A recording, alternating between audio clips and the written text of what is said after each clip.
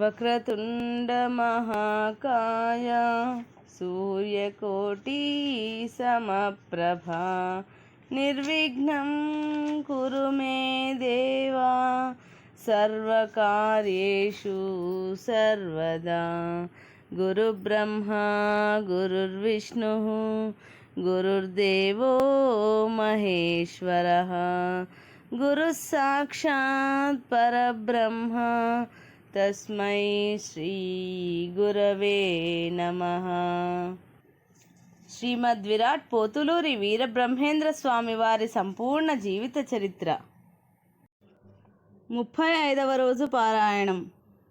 సిద్ధయ్యకు వృద్ధుని రూపంలో బ్రహ్మంగారి దర్శనం. శ్రీ వీరబ్రహ్మం గారు సమాధి చెందుటకు ముందునాటి రాత్రి బనగానపల్లకు బయలుదేరిన సిద్ధయ్య దీక్షతో గురునామాన్ని మనస్సులో స్మరించుకుంటూ ముందుకు సాగిపోతున్నారు. ఆ నామస్మరణ ధ్యానంలో ఉన్న సిద్ధయ్యకు ఆ రాత్రి గడిచిపోయి సూర్యోదయం కావటం కూడా తెలుసుకోలేనంతటి ధ్యాన చిత్తంతో ముందుకు సాగుతున్నాడు. ఆ మహారణ్యంలో నివసించే అనేక జంతువుల ధ్వనులు గాని, మార్గమధ్యంలో సుగంధములను వెదజల్లుతూ పుష్పించిన వివిధ పుష్పజాతుల సోయగములు కానీ గ్రహించే స్థితిలో అతను లేడు. తాను ఎటువైపు నడుస్తున్నాడో, అసలు నడుస్తున్నాడో లేదోనన్న ధ్యాస కూడా లేకుండా శ్రీ స్వామివారి స్వరూపమునే మనస్సంతటా నింపుకొని ముందుకు నడుస్తున్నాడు. మార్గమధ్యంలో పాదాలలో ముళ్ళుగుచ్చుకున్నా, ఎదురు దెబ్బలు తగిలినా కూడా అతడికి బాధ తెలియలేదు. అలా నడిచి నడిచి నడిచి ఆ రాత్రంతా నడిచి సూర్యోదయం అయ్యే సమయానికి అతడు కందిమల్లయ్య పల్లె నుండి 8 మైళ్ళ దూరము మాత్రమే నడిచాడు.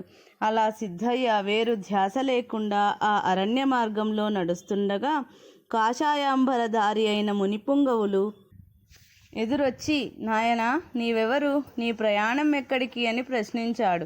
సిద్ధయ్య ధ్యాన మైకము నుండి తేరుకుని క్లుప్తముగా తన కార్యం గురించి తెలియపరిచాడు. అంతటా ఆ ముని నవ్వి, సిద్ధయ్య, రాత్రంతా నువ్వు నడిచినా కూడా సగం దూరమైనా తరగలేదు. నువ్వు ఎప్పటికి బనగానపల్లె చేరుకుంటావు? పూలు ఎప్పుడు సమకూర్చుకుంటావు? తిరిగి ఎప్పటికి, ఎంతసేపటికి కందిమల్లయ్య పల్లెకు చేరుకుంటావు? నువ్వు చేరే సమయానికి పూజ పూర్తయిపోతుంది. నీకు ప్రయాసే మిగులుతుంది. కనుక నేనొక మాట చెబుతాను, విను. నీవు గురుదీక్ష తత్పరుడవే అయితే, నీ గురువు పరబ్రహ్మ అవతారుడే అయితే, ఇక్కడే ముళ్ళు లేనివి 3 పిడికిళ్ళ ఆకులను కోసుకొని జోలెలో వేసుకొని మరలి వెళ్ళు. అవే నీ గురు పూజకు సుగంధ పుష్పములవుతాయి అని చెప్పాడు. సిద్ధయ్య ఆ ముని మాటలు పట్టించుకోకుండా 10 అడుగులు ముందుకు నడిచి అనుమానంతో వెనుతిరిగి చూశాడు. కానీ ఆ ముని కనిపించలేదు. అందుచేత ఆ ముని రూపంలో వచ్చింది తన గురుదేవులేనని భావించి, అది వారి ఆజ్ఞేనని నిశ్చయించుకొని ఆ సమీపాన ఉన్న నూతి వద్దకు వెళ్ళి స్నాన సంధ్యాదికాలు ముగించుకొని గురుదేవుని నామాన్ని భక్తితో స్మరించుతూ ముళ్ళు లేని ఆకులను 3 పిడికెళ్ళు కోసి జోలిలో వేసుకున్నాడు. ఆ మరుక్షణమే అవి జోలి నిండుగా సుగంధ పరిమళభరిత పుష్పములుగా మారిపోయాయి. దానితో తనకి దర్శనమిచ్చిన వారు తన గురుదేవులేనని సంపూర్ణంగా నిశ్చయించుకున్న సిద్ధయ్య పరమానంద భరితుడై వెనుతిరిగి కందిమల్లయ్య పల్లెకు తిరుగు ప్రయాణం ఆరంభించాడు. సిద్ధయ్య అలా మధ్యాహ్న సమయం దాకా నడిచాడు. కానీ కందిమల్లయ్య పల్లె కనుచూపు మేరలో కూడా కనిపించలేదు. మధ్యాహ్న సమయము దాటిపోయిన అనంతరం ఒక వృద్ధ బ్రాహ్మణుడు అతనికి ఎదురొచ్చాడు. సిద్ధయ్య ఆ బ్రాహ్మణుణ్ణి ఆపి, అయ్యా, తమరు ఎక్కడి నుంచి వస్తున్నారు అని ప్రశ్నించాడు.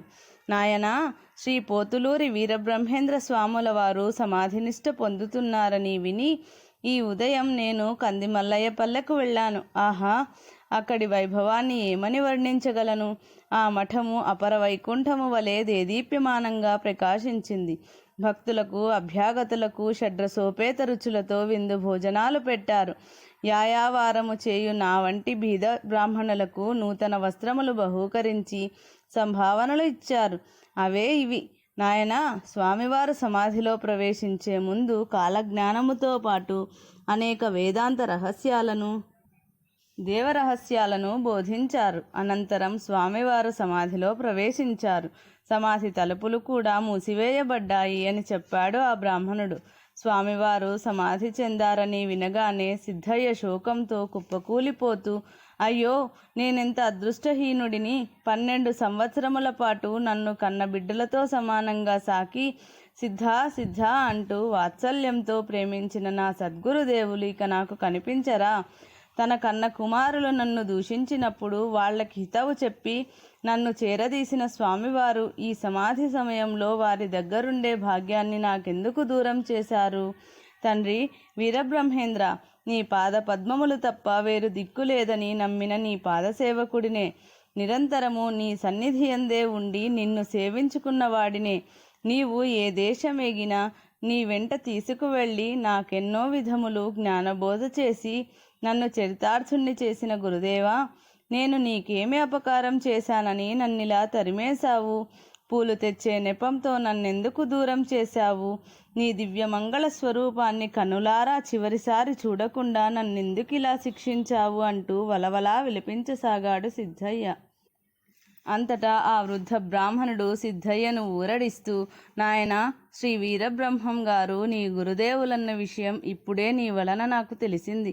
అంతటి మహానుభావుడికి శిష్యుడవైనందుకు నీవు ధన్యాతి ధన్యుడవు. శ్రీ స్వామివారు సమాధిలో ప్రవేశించే ముందు కూడా నిన్ను నీ గురుభక్తిని ప్రశంసించారు.